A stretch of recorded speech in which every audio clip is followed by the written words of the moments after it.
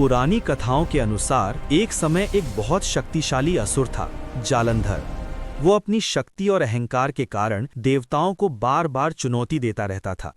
जालंधर को अपनी ताकत पर इतना घमंड हो गया था कि उसने भगवान शिव की पत्नी पार्वती को पाने की इच्छा कर ली। इस घमंड में आकर उसने अपने दूत राहु को कैलाश पर राहु भगवान शिव के सामने पहुंचा और जालंधर का संदेश सुनाया। मेरे स्वामी जालंधर कहते हैं कि पार्वती जी को उन्हें सौंप दिया जाए, क्योंकि वही इस संसार के सबसे शक्तिशाली हैं।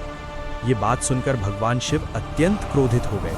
उनका क्रोध इतना भयानक था कि उनके माथे से अग्नि के समान तेज वाला एक विकराल राक्षस उत्पन्न हुआ।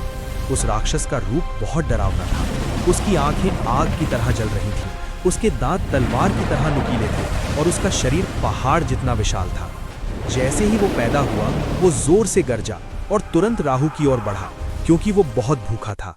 राहु डर के मारे कांपने लगा और भगवान शिव से बोला, प्रभु, मैं तो केवल दूत हूं, मुझे क्षमा करें और मेरी रक्षा करें। भगवान शिव ने राहु को शरण दी और उस भयानक राक्षस को उसे छोड़ देने का आदेश दिया। लेकिन समस्या ये थी कि वो राक्षस अत्यंत भूखा था। उसने भगवान शिव से कहा, प्रभु, मेरी भूख बहुत भयानक है, मैं क्या खाऊं? तब भगवान शिव ने उसकी परीक्षा लेने के लिए कहा, यदि तुम्हें इतनी भूख लगी है तो अपने ही शरीर को खा जाओ। शिव की आज्ञा मानकर उस राक्षस ने बिना कोई प्रश्न किए अपने ही शरीर को खाना शुरू कर दिया। वो अपने पैर, हाथ, पेट सब कुछ खाता चला गया। धीरे धीरे उसने अपना पूरा शरीर खा लिया और अंत में केवल उसका विशाल और भयानक चेहरा ही बचा। उसकी इस अद्भुत आज्ञाकारिता और समर्पण को देखकर भगवान शिव बहुत प्रसन्न हुए।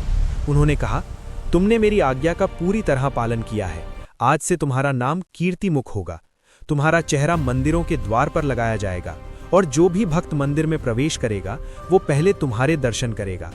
तभी से भारत के अनेक प्राचीन मंदिरों के द्वार, दीवारों और शिखरों पर कीर्तिमुख का चेहरा बनाया जाता है। ये केवल एक डरावना चेहरा नहीं है, बल्कि ये अहंकार को नष्ट करने और बुरी शक्तियों को दूर रखने का प्रतीक माना जाता है। इस कथा से सीख, अहंकार मनुष्य को विनाश की ओर ले जाता है, लेकिन आज्ञा, समर्पण और भक्ति से सम्मान और स्थान मिलता है।